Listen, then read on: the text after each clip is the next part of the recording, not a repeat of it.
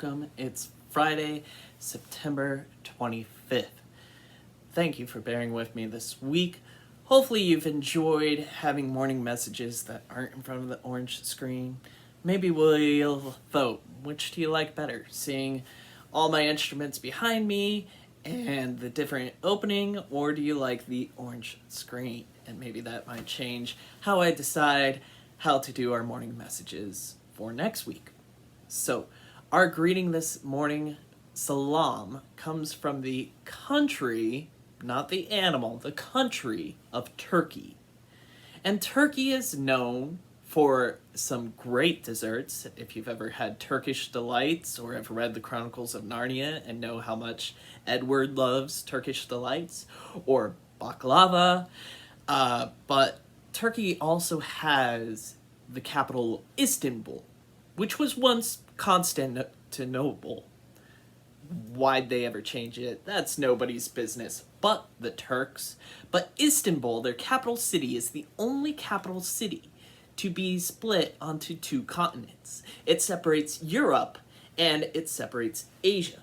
And right in between of their capital city is a major waterway. I'm forgetting the name of it, but half of the capital is in Asia, half the capital is in Europe. It's quite fascinating and an excellent way for us to wrap up all of the European greetings that I've been doing with our morning messages. It does not mean I'm done. By no means. There's 196 or 197 countries all around the world. I may have skipped one or two in Europe. I'm sorry if I did, but we'll be continuing to explore different cultures and different greetings as I continue to do the morning messages. So, without further ado, it's our last day talking about our quote, and we have one final activity to do with this quote. Our quote for this week: things which matter most must never be at the mercy of things which matter least. Your activity for this weekend, which might sound similar to Wednesday and Thursday, but I want you to think about this upcoming weekend. What is something this weekend that you promise to yourself to do, to prioritize or put first things first, so that you can spend more time on the important things in your life? Okay? So I know it might sound similar to what we did on Wednesday or Thursday, but maybe we can change around. Maybe after 5 days of working on this quote, we've got deeper insight, and I'd love to hear your deeper insight of 2, maybe 3 sentences in response to what you promised to yourself to do for this weekend, so that you can spend more time on the things that matter most to you. Okay? Today, we have our first math test of the year. This will be on mathandfocus.com or hmh.co. You're prepared for this. I truly believe that if you've been doing your best, you can do your very best on this. We've reviewed it yesterday. We'll review it today in our 9 or 9:30 meeting. I want you to slow down.